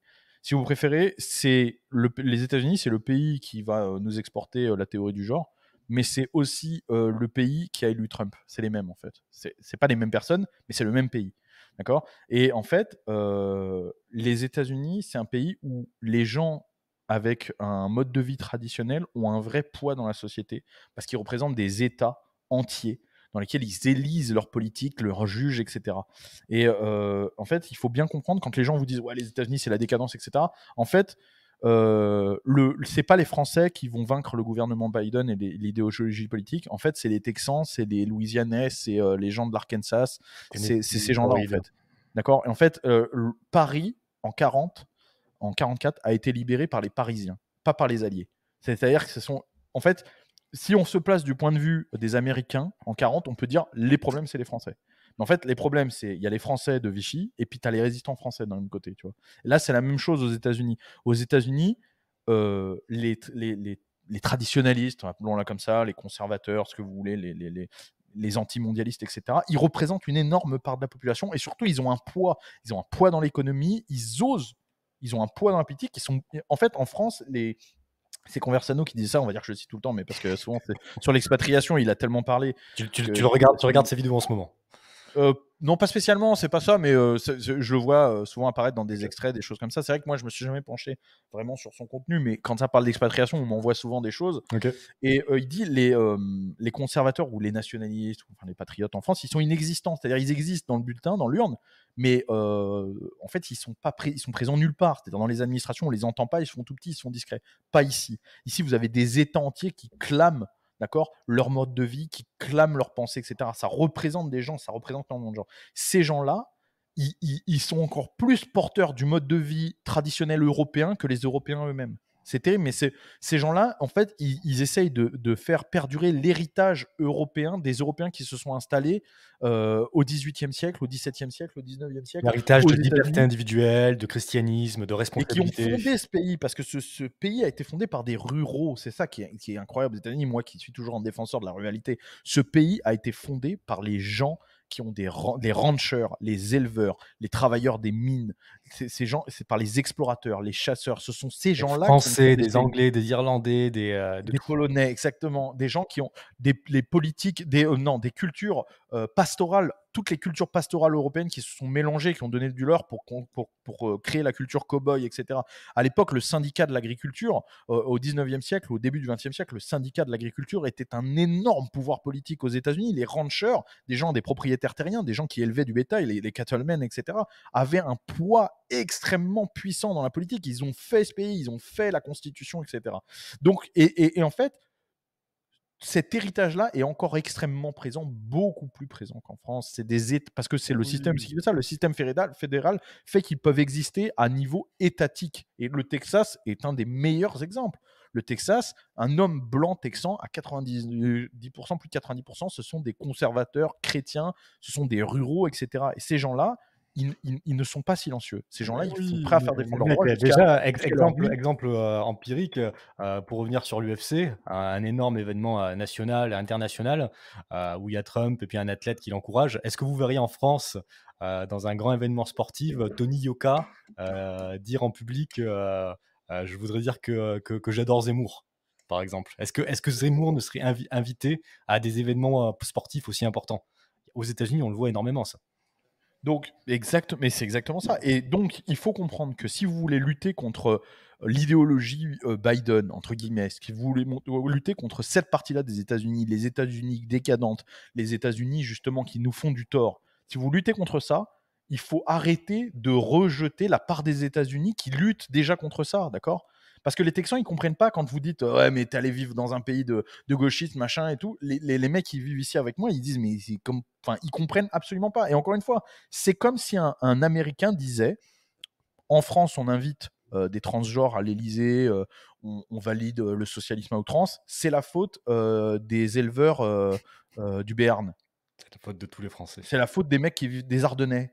Mais non, c'est pas la faute des Ardennais. Faut arrêter. Je veux dire, les éleveurs ardennais, les chasseurs ardennais, c'est pas de leur faute s'il y a des transgenres à l'Élysée. C'est justement ces gens-là. Les gens qui votent différentes Oui. façons de notre côté ou qui font du boulot, qui soutiennent nos valeurs, c'est pas de leur faute. C'est pas de la faute de l'abbé Raffray.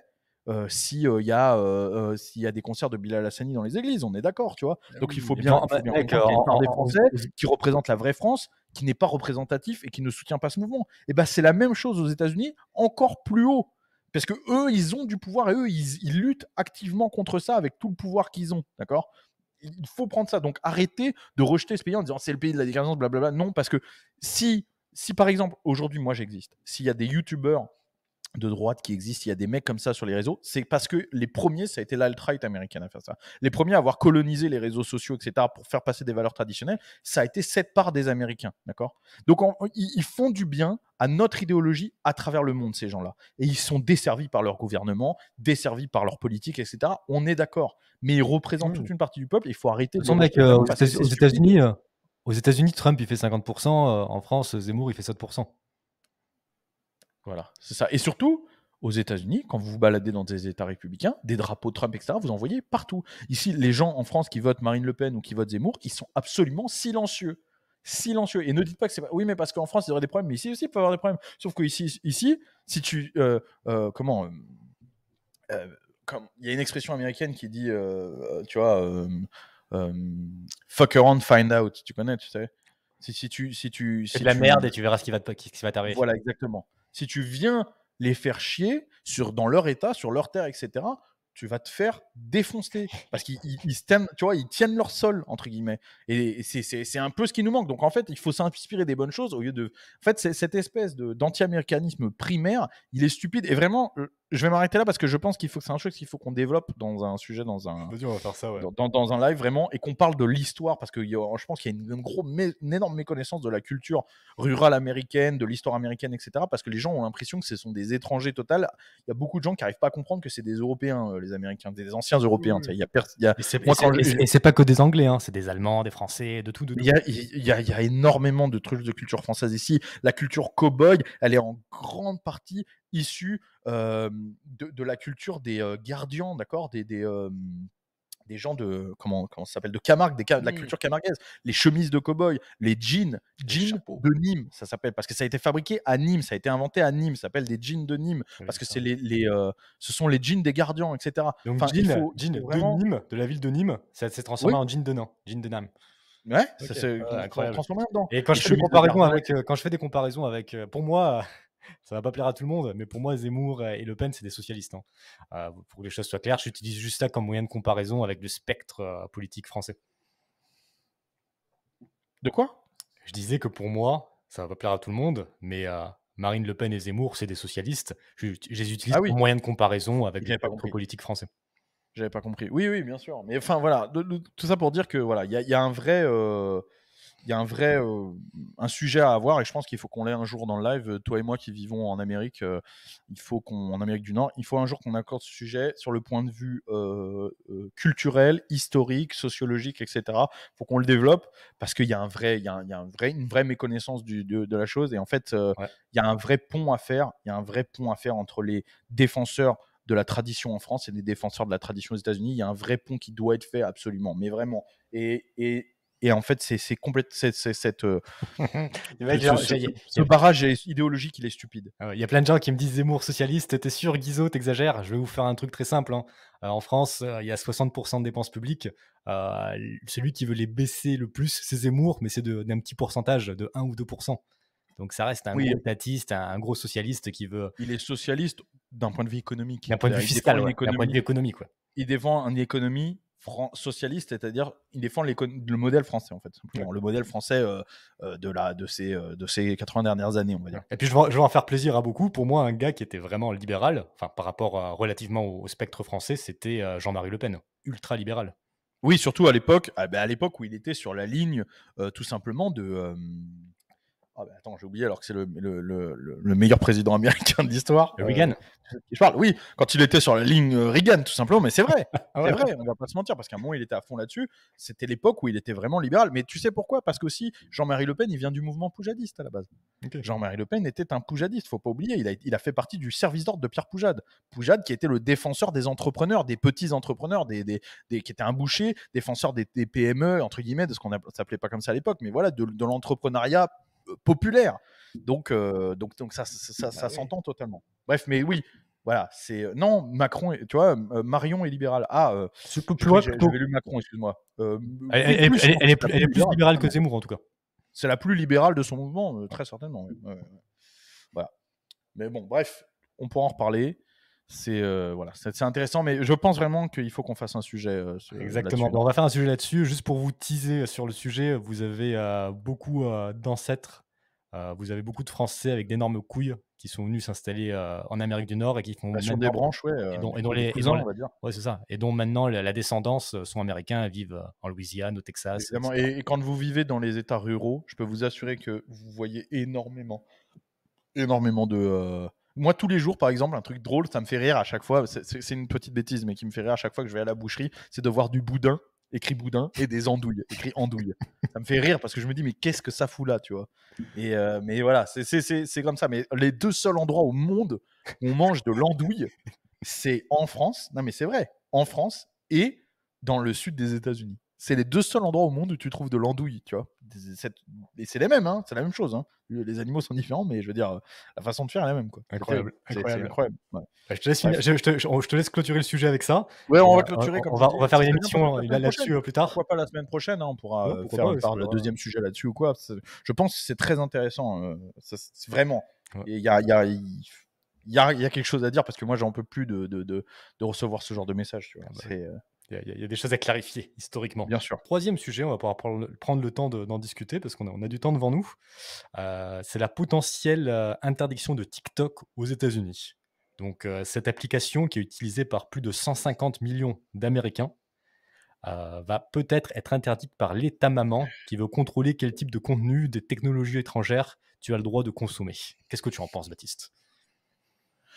Bah, là, typiquement, on a le gouvernement Biden dans sa pire forme.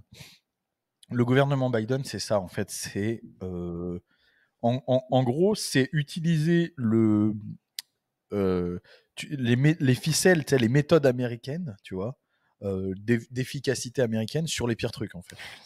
Tu comprends ce que je veux dire? C'est qu'en fait, on va te faire une espèce de Patriot Act, tu sais, mais de merde, tu vois. En gros, t'as l'espèce de couverture, ouais, en mode, on lutte contre le communisme chinois, tu sais, l'espèce de truc, justement, un peu Ronald Reagan, tu vois, ça a l'air un peu stylé, mais en fait, derrière, c'est de la grosse merde, c'est juste pour restreindre la liberté individuelle et contrôler tu vois, la façon de consommer des gens, en fait. C'est terrible, tu vois. C'est vraiment. C'est terrible. Et Et en plus, c'est sous couvert de on va protéger les Américains, c'est question de sécurité nationale. Alors oui, en fait, alors oui, ouais, de sécurité et même de dire pour l'intelligence, tu sais, parce que TikTok ça tire le niveau vers le bas, mais ce qui est vrai, c'est-à-dire qu'il y a une grande partie du contenu TikTok qui est merdique. c'est comme Voilà, tout, c'est il y la aura autre chose vérité, à la tu vois. place. Ils vont aller voir des réels sur Instagram, quoi. Mais ce que je veux dire, c'est Mais que c'est juste que putain, mais quand tu fous CNN, c'est pas mieux en fait. À un moment, exactement. arrêtez quoi. En Si plus, vous mec, voulez protéger les gens du nivellement vers le bas, dans ce cas, fermez CNN. Non mais c'est ridicule. et en plus, le Parti communiste chinois, OK, il interdit certains types de contenus, donc il y a une censure, c'est de la merde. Mais cependant, le gouvernement américain, il faisait la même chose avec Twitter Files et le Covid. Il y a plein de comptes qui ont été fermés, il y a plein d'informations qui ne peuvent pas se partager. Je veux dire, ils reprochent au gouvernement chinois de faire de la censure, mais ils font exactement la même chose. Ils font la même chose tout le temps et en France, on va en parler hein, avec RT France et ce genre de choses. En France, c'est la même chose. Enfin bon, moi, C'est encore une solution pour prendre plus de pouvoir. je suis très perplexe sur le fait que ça va se faire ou non. Je sais pas ce que tu en penses. Est-ce que tu penses vraiment que ça va se faire ou pas? Mais le problème, c'est que c'est quelque chose qui est partagé autant par des républicains que des démocrates. Il y a aussi des républicains qui défendent cet acte Oui. qu'ils appellent comment? Le Restrict Act. Donc, en fait, ça va être une question de vote, tout simplement. Est-ce que... Là, typiquement, on est sur les mauvais républicains, entre Ouais, guillemets, c'est ça. qui existent en France aussi. Parce que le Parti républicain, il faut bien expliquer que ça regroupe un panel d'idéologies qui est extrêmement différent, en fait. Au sein des républicains, c'est comme si vous faisiez un grand parti en France qui s'appelait la droite. Voilà, et qui regroupait des gens de Macron à peu près, enfin on va dire juste à droite de Macron, on va dire de Juppé, s'il pensait qu'il est à droite de Macron, jusqu'à Jean-Marie Le Pen, on va dire. Vous voyez, ça toutes ces idéologies-là, en fait, qui sont regroupées au même endroit. Donc du coup, il y a un peu de tout. Et là, typiquement, on est sur les mecs qui, en France, existent aussi. Et c'est pour ça qu'il y a des gens qui refusent d'utiliser le terme conservateur. Et je peux le comprendre parce que, tu sais, du côté conservateur, c'est un espèce de signification en mode on veut conserver nos trucs, on veut surtout pas évoluer, on veut pas changer. Tu vois, les mecs qui sont contre les intelligences artificielles, contre le progrès en permanence. Voilà. Moi, c'est typiquement la droite que je refuse, qui existe en France, qui est insupportable, tu sais, qui est en mode oh, ChatGPT, c'est l'horreur. Tu sais, au lieu d'essayer de dire putain, ça peut être un bon truc, tu sais. Enfin, si on les écoutait, ces mecs-là, on se déplacerait encore en calèche, tu vois. Ben C'est oui, vraiment, ça fait des décennies et des décennies qu'à chaque technologie, ils nous sortent le même discours. ouais, c'est insupportable, c'est insupportable. Bon, bah, ces mecs-là, en gros, ils existent aussi chez les Républicains. Et en fait, eux, ils voient le côté abrutissement des jeunes générations et influence du communisme aux États-Unis. Donc, eux, ils le défendent pour ça, tu vois. Ils défendent ce truc-là pour ça. Les gauchistes, ils le défendent pour d'autres raisons, pour dire, bah voilà, on peut limiter justement, tu vois, la propagande dans ce que nous, on n'est pas d'accord, etc. Enfin, et du coup, c'est vrai qu'il y a une espèce de gloubi-boulga de fils de pute qui va défendre ce projet. pour des raisons qui sont complètement différentes, des mecs qui sont complètement opposés idéologiquement. Mais encore une fois, le système politique ici est fait tellement différemment que, comme tu dis, il y a quand même une démocratie qui est beaucoup plus directe, mine de rien, même s'il y a un système de grands électeurs, etc. Il y a tellement de votes à niveau local, etc. Il y a tellement d'élus, tu sais, que je sais pas comment ça va se passer. J'arrive pas à Toi, t'es vraiment sonder. pas sûr que ça va passer. Bah, écoute, je comprends. Moi, j'ai pas trop d'avis tranché là-dessus. Faudrait que je me En renseigne un fait, peu ouais, plus. je me pose la question. Le gros problème avec les Républicains, c'est que ça va se retourner contre eux. C'est un peu comme le Patriot Act qui avait été voté par Oui, les Républicains. Au final, ça s'est retourné contre eux. C'est tous les mecs de droite qui se sont fait censurer. c'est ça. Euh, Mais bon, le truc, c'est qu'on les connaît, les droitards, ils sont capables de tomber 10 fois dans la même erreur. oui, c'est ça. Les gens, ils ont voté 2 fois pour Sarkozy, quoi. Enfin, je veux dire, Le plus grand mafieux de France. le mec, à chaque fois, il faisait une campagne hyper à droite, en mode ouais, les cités au Karcher, l'immigration et tout, machin. Les mecs votent pour lui, il les encule totalement et il supprime des flics. Enfin, vraiment, le mec fait tout l'inverse. Deuxième élection, ouais, les cités au Karcher, tout. Et les mecs, ah ouais, d'accord, bon, cette fois, d'accord. T'es là, mais les gars, wow. Et ça aurait pu durer 10 ans, ce genre de conneries. Ça peut durer 10 ans, ce genre de conneries. Et Macron, il fait pareil. Il se droitise à chaque élection, tu sais, juste au moment de l'élection, tu vois. Donc, je sais pas, tu vois, aux États-Unis, ils ont sûrement. Tu sais, il y a aussi des boomers ici, même si la fracture idéologique elle est beaucoup moins violente entre les boomers Ouais. ici qu'en Ce France. qui est fou, mec, c'est que les politiques, ils peuvent te promettre ce qu'ils veulent. Ils délivrent pas. Ils délivrent pas, je fais un anglicisme. Mais, et au final, il n'y a aucune conséquence. Il n'y a jamais aucune conséquence. Donc, ils font ce qu'ils veulent. Et par rapport à TikTok, ça ne s'arrête pas à TikTok. Ça donne aussi le pouvoir à des bureaucrates, le Secretary of Commerce, sur toute technologie liée à un adversaire étranger. Donc, la Chine, Cuba, l'Iran, la Corée du Oui, Nord, donc la ça Russie peut, ça, en et le fait, Venezuela. ça en finit jamais, quoi. Le projet de loi permet également au secrétaire de commerce de désigner de nouveaux adversaires étrangers. Donc en gros, Mais ils ouvrent la boîte de Pandore à pouvoir choisir quel type de technologie internationale tu as le droit d'utiliser ou pas en tant qu'Américain. Et là, typiquement, on n'a rien à leur envier en France, parce qu'en France, on fait exactement la même chose. Et là, on peut pas dire que c'est les Américains qui nous obligent, je sais pas quoi, parce que vraiment, les Français, on est super forts pour ça. Là, il y a la chaîne RT France qui vient d'être clôturée, donc la chaîne de télé RT France, qui était une chaîne russe, entre guillemets, en France, qui est clôturée. Mais c'est incroyable enfin, pour quelle raison? Parce qu'elle a des connivences avec le pouvoir russe. Mais alors, on n'est pas en guerre contre la Russie, à ce que je sache. Oui. Est-ce qu'on est en guerre contre la Russie? Il faut le dire. En fait, on fait une guerre de il faudra le biper à la rediff. C'est que on fait vraiment une guerre de mots en mode on est en guerre sans être en guerre. On n'est pas en guerre, mais on donne des armes, on censure les médias russes, on combat l'idéologie, on est jugé parti, mais par contre, non, on va pas se battre. C'est vraiment, faut savoir. Rentrer en guerre contre la Russie, c'est vraiment ce que vous voulez. Moi, je crois pas que ce soit ce que les Français veulent, mais que Macron le fasse directement. Allez-y, envoie des soldats, vas-y, fais-le vraiment, tu vois, ou fais pas. Mais en fait, on n'a pas supprimé Al Jazeera, tu vois, quand l'Arabie Saoudite a bombardé le Yémen. Donc en fait, pourquoi RT France? Et surtout, encore une fois, c'est des gens au chômage, etc. C'est incroyable, en fait. C'est incroyable. C'est toujours RT France n'a jamais enfreint aucune loi. Non, mais c'est terrible quand même. Et quand ils parlent sur Twitter, ils ont eu un truc, ça me tuait ça. Sur Twitter, il y avait écrit médias liés au gouvernement russe. Tu sais, ils ont eu une notification sur leur poste. Ouais, pas France Inter. Donc, genre, le service public français, alors eux, non. Ils sont pas liés à l'État. C'est l'État qui les finance directement, mais non.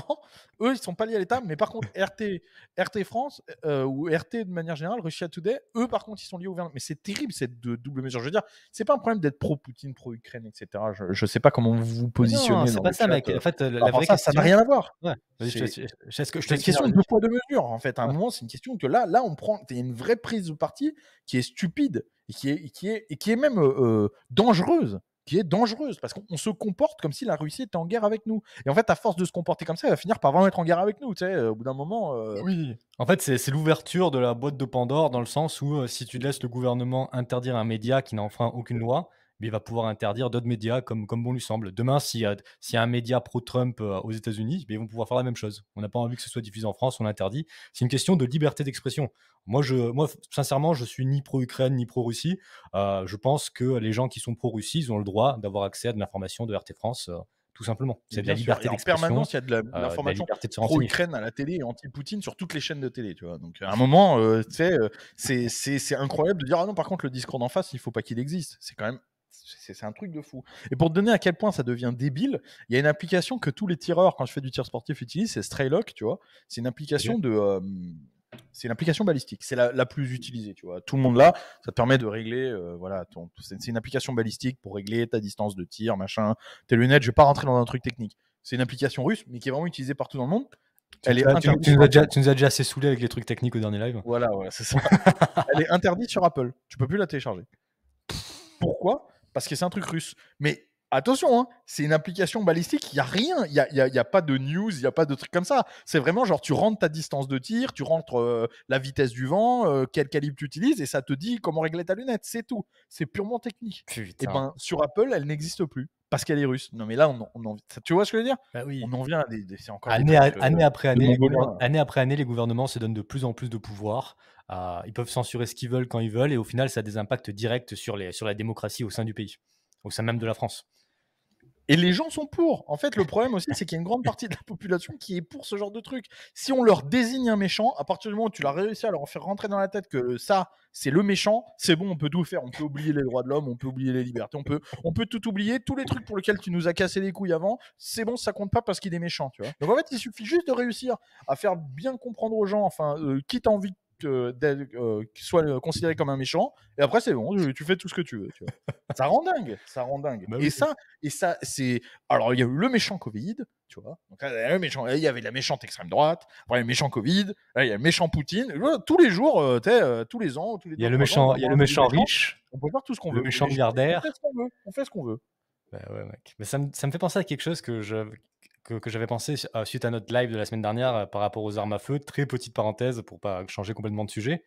Mais tu vois, mec, à partir du moment où tu laisses le droit au gouvernement de désigner qui a le droit de porter une arme en public ou pas, le problème, c'est que demain, le gouvernement peut dire que le fait d'être d'extrême droite, c'est un problème mental, et du coup, on interdit les gens qui sont qualifiés d'extrême droite de porter des armes à feu. C'est pour ça que pour moi, ça doit être... ça doit être comment... limité, on va pas rentrer dans ce truc, mais à des critères qui sont... Technique. Technique, exactement. C'est-à-dire, je veux dire, si t'es fiché pour grand banditisme, c'est pas une question de... tu vois, si t'as fait un braquage de banque, en fait, c'est pas une question d'extrême droite ou pas. Ça doit être un truc qui doit être officiel. Mais le problème pour ça, c'est qu'il faut qu'il y ait une justice impartiale. Parce qu'en fait, sinon, ça finit jamais. Parce qu'en fait, tu peux ficher qui tu veux. Si tu peux ficher qui tu veux comme terroriste, tu vois, juste parce qu'il est. Si la justice derrière te met un casier seulement parce que t'es extrême droite, et qu'après on dit on interdit aux armes les gens qui ont un casier, bah oui, ça tourne en rond. Bah oui. C'est pour ça que ça peut pas arriver comme ça dans la France telle qu'elle est aujourd'hui. Il faut que tout fonctionne, tu vois. Il faut que tout fonctionne. On est d'accord que là, il y a plein de droitards, que si Zemmour gagne les élections et décide d'interdire tous les médias de gauche, ils seront très contents. Mais le truc, c'est qu'au final, c'est que si c'est dans 5 ans, c'est un président de gauche qui passe, il pourra censurer tous les médias de droite. Mais d'ailleurs, je crois pas que Zemmour veuille faire ça. Hein. Non, je veux pas qu'il veuille le faire non plus. Hein. C'est un exemple pour te dire que dès que tu donnes un outil au gouvernement qui peut s'imposer par la force, ça peut très vite te retourner. Il faut pas faire. C'est un peu con, mais il faut pas faire à autrui si on veut pas qu'on nous fasse. Tu vois ce que je veux dire. Il faut que ce soit. Voilà. Quand on dit, par exemple, il faut lutter contre les Black Blocs. Pourquoi ? Parce que c'est des mecs fichés, parce qu'ils ont fait ci, ça, etc. Tu vois, pour des actes concrets. Là, d'accord. Par contre, je suis pas pour qu'on fiche, tu vois, des gauchistes, Usul ou je sais pas quoi, juste parce qu'ils font des vidéos dans lesquelles ils disent ce qu'ils pensent, tu vois. Là, non, tu vois, c'est ce qu'ils nous font à nous. Moi, c'est pas parce qu'ils nous le font à nous que je suis pour qu'ils le fassent à eux, tu vois. Ouais. C'était, mais tu vois. Et d'ailleurs, ça peut se développer. Je pense que philosophiquement, ça peut se développer en dehors de la politique. Et c'est vrai que je vois. Tu sais, je sonde beaucoup la communauté, je le vois, parce que moi, je lis tous mes commentaires, les messages privés et tout. J'arrive à comprendre quand même pas mal ce que les gens pensent. Et en fait, c'est terrible parce que il y a des mecs qui nous détestent et qui veulent tout faire pour nous nuire. Tu vois, je vais te donner un exemple très concret. Là, je vais te faire un petit aparté, mais qui est intéressant, je pense. Il y a pas longtemps, j'ai fait une pub pour un nouveau programme de coaching. Il faut savoir que moi, je fais du coaching depuis avant la chaîne YouTube. C'était mon premier boulot. Avant la chaîne YouTube, je coachais des gens, etc. Dans le sport, etc. J'ai fait un nouveau programme et tout. Et moi, ce que je fais, c'est des suivis. Je fais pas de programme tout fait, tu sais, où tu as le programme, puis après, tu sais, je ne propose que des suivis. Donc, en fait, c'est des programmes avec un échange, c'est des trucs personnalisés, etc. Il y a un mec, il a mis en commentaire, j'ai mis un short sur YouTube, il y a un mec, il a mis en commentaire, un pote à moi a pris son programme, n'y allez pas, c'est de l'arnaque, il n'y a aucun suivi. Et en fait, je sais que c'est faux. C'est impossible parce qu'en fait, moi, en gros, si tu préfères, quand je t'envoie ton programme, déjà, il est personnalisé, etc., à 100%, mais ensuite, c'est une seule semaine de programme que j'envoie. Et en fait, si tu veux ta deuxième semaine, tu as un compte-rendu complet à remplir. Il faut que tu les remplis et pour que je puisse t'envoyer la deuxième semaine. Donc en fait, c'est forcément adapté à ce que tu as fait. Ah Sinon, oui, tu d'accord. restes C'est à ta. impossible. C'est impossible de me dire, ouais, il n'y a pas de suivi parce que si pas de suivi, ça voudrait dire il a eu que la première semaine de programme. Tu vois. Il n'y a pas de suivi. Tu vois. Donc, je sais que le mec ment. Et donc, ça veut dire que ce mec-là, je lui ai jamais rien fait dans ma vie. Tu vois. On va pas se mentir, il me connaît pas, je le connais pas.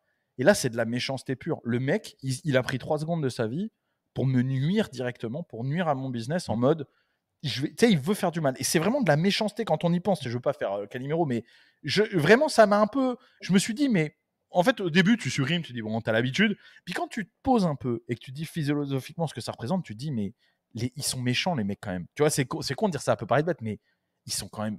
Faut quand même être une merde. Et Tu puis vois, c'est je du veux dire, le mensonge, mec, mec. C'est du il est prêt mensonge. à mentir, à dire n'importe quoi pour juste espérer me faire un petit peu de mal à un mec qui lui a jamais rien fait juste parce qu'il est certainement pas d'accord avec moi, tu vois.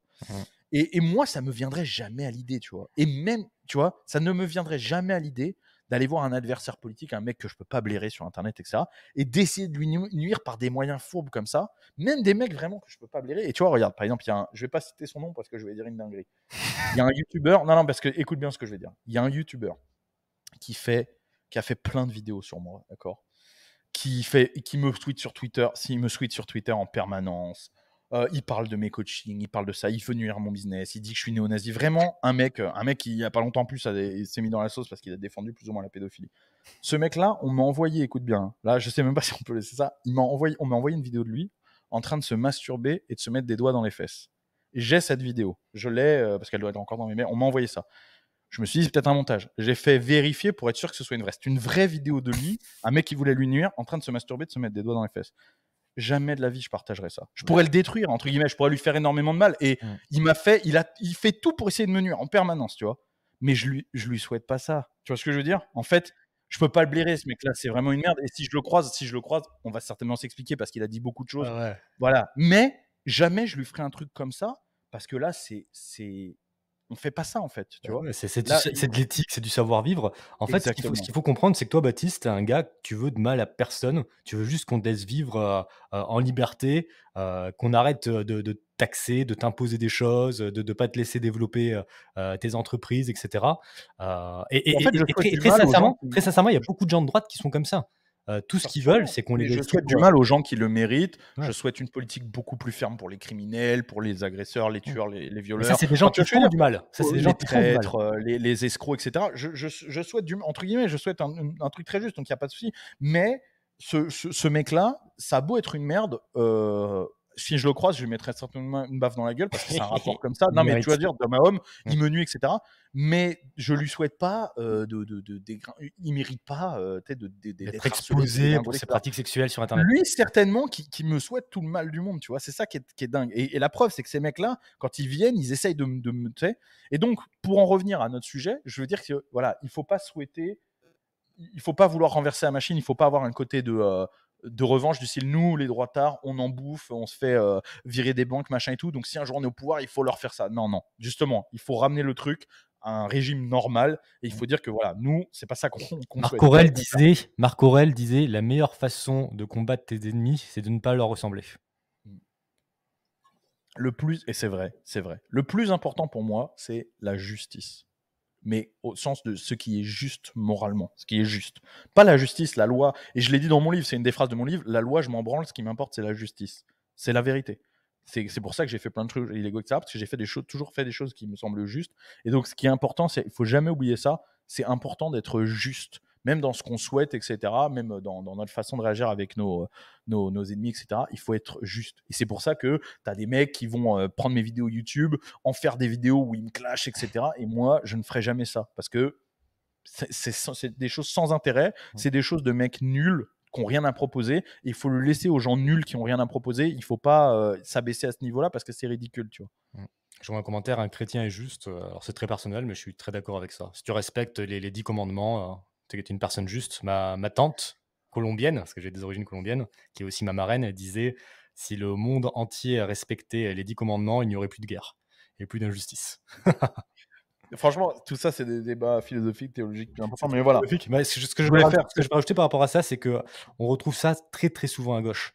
parce que tu as envie de manger de la viande, parce que tu penses que le socialisme, c'est pas bon pour tout le monde, parce que tu as envie d'avoir une bagnole qui consomme, parce que tu n'es pas d'accord avec eux idéologiquement, ils vont tout faire pour te détruire alors que tu leur veux pas de mal directement. Non, non. Non, mais c'est terrible, puisqu'en plus, et même je vais aller plus loin que ça, parce que même des fois, tu leur veux finalement du bien, parce qu'en fait, moi, quand je veux une politique dure, tu sais, en termes de justice, quand je veux plus de sécurité dans la rue, des mecs armés, etc., c'est aussi pour ces mecs-là, parce que ces mecs en question, c'est tous des faibles. C'est tous des mecs qui ont typiquement le morphotype du mec qui se fait agresser tout le temps. En fait, c'est à lui que ça va servir, tu vois. Oui. Parce que si demain j'ai un flingue, etc., c'est quand lui se fera agresser que, tu vois, c'est moi qui le défendrai, en fait, ce réagir, fils de pute. Pour revenir Encore un à autre notre sujet, tu sais, de l'interdiction de TikTok, en fait, plus concrètement, ça va interdire quelles apps les Américains ont le droit d'utiliser ou non, accès à toutes leurs données de navigation, interdiction d'utiliser certains VPN qui auraient des liens avec des pays étrangers, contrôle des transactions en crypto-monnaie. En gros, c'est du contrôle d'État. Là, on a tout dit, tu vois, parce que là, pour le coup, ça n'a plus rien à voir, là, tu vois. Là, on a tout dit. Encore une fois, on se sert d'un package, d'un truc qu'on déguise un peu en mode non, mais c'est pas mal et tout. Et derrière, on te fourre vraiment des trucs d'enculés, tu vois, qui sont vraiment du pur contrôle étatique qui a plus de sens. Parce que là, le contrôle des crypto-monnaies, etc., ça n'a aucun rapport avec le fait d'utiliser TikTok ou non. Enfin, là, TikTok, c'est la pointe de l'iceberg, effectivement. Voilà. C'est ça. Et puis, encore une fois, tu crées un précédent. Tu as raison dans le sens où tu dis ça va contrôler, parce que si on dit non à TikTok, après on pourra dire non à tout ce qu'on veut, et en fait à partir de ce moment-là c'est sans fin. C'est ce qu'on a fait c'est pour moi là où on a fait une des grosses erreurs, parce que j'en ai parlé dans mon livre sur le Covid, c'est qu'une fois on a dit on peut faire un confinement, après on peut le faire pour tout. C'est-à-dire qu'à partir du moment où on a dit oui une fois sur restreindre les déplacements des gens pour une raison, on peut, ça y est, la boîte de Pandore elle est ouverte, et là ça pourrait être pour tout et n'importe quoi.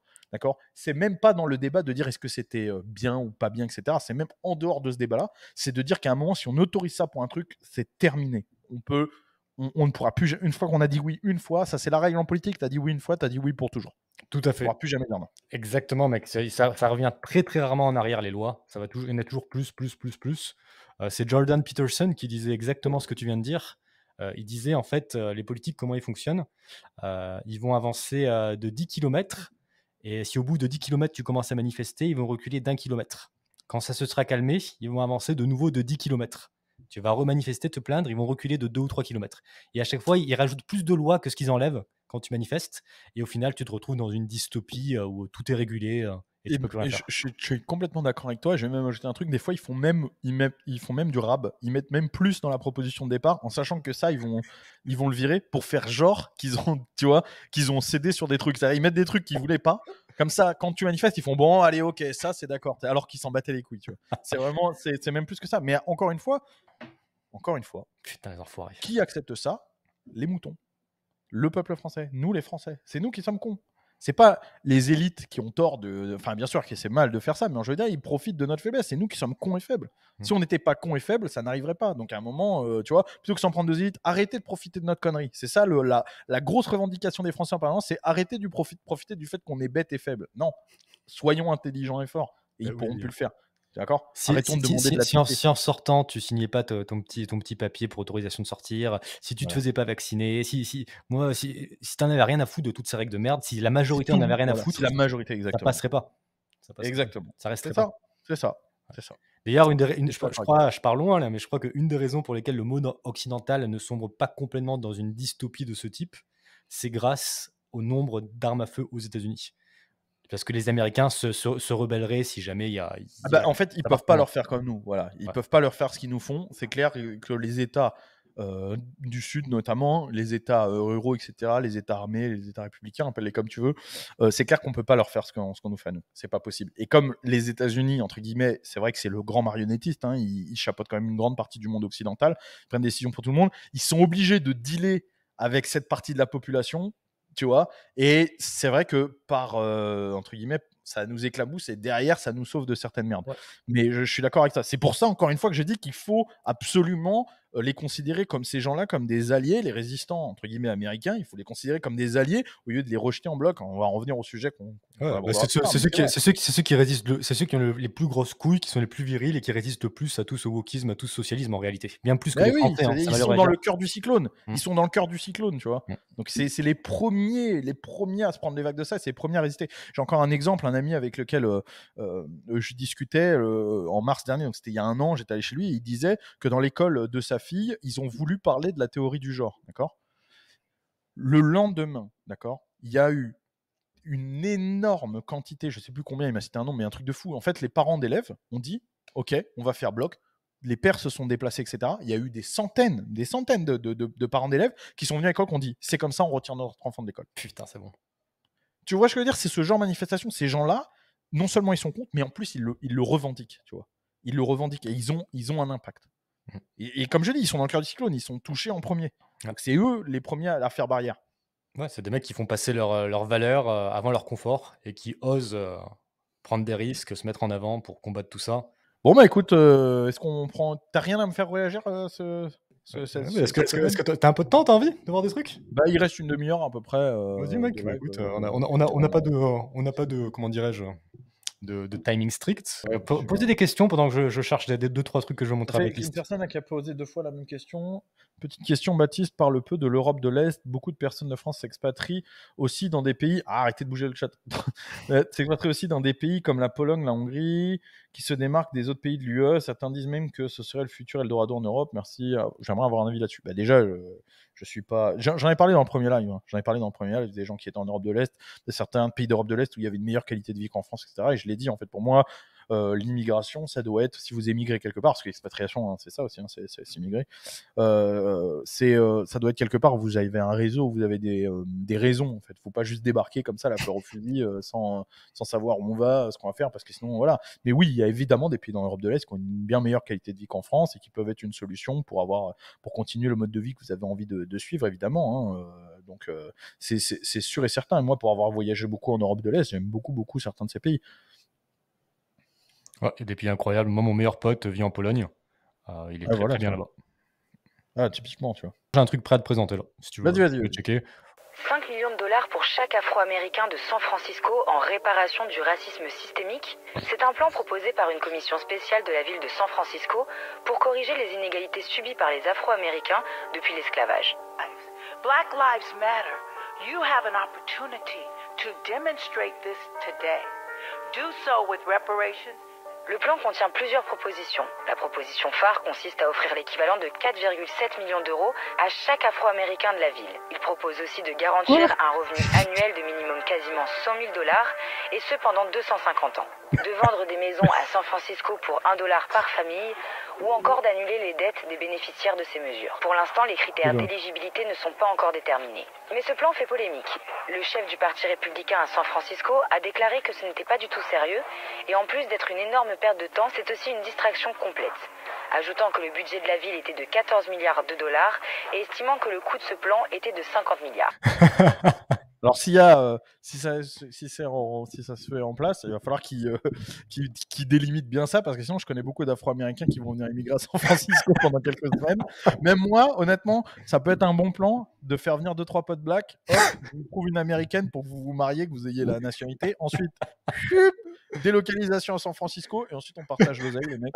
Donc voilà, je pense qu'il y a peut-être un business à faire. Non, mais bon, après là c'est des trucs. Moi, vu que je suis on part dans des trucs, tu ne peux que en rire, parce qu'en fait c'est tellement stupide. Ça ne se fera pas, déjà évidemment, parce que l'argent ça sort pas du cul des poules, et qu'en fait ils ont pas le blé pour faire ça, et ça se fera pas. Et puis il y a quand même des Mongols qui ont les couilles d'aller devant les organismes publics pour proposer ça, quoi. Et il y a des députés. Bonjour, alors moi, ma proposition, vous me donnez 4 millions de dollars.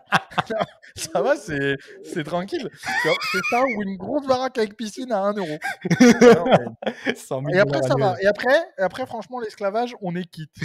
Parce qu'en gros, c'est ça, tu vois, c'est une réparation.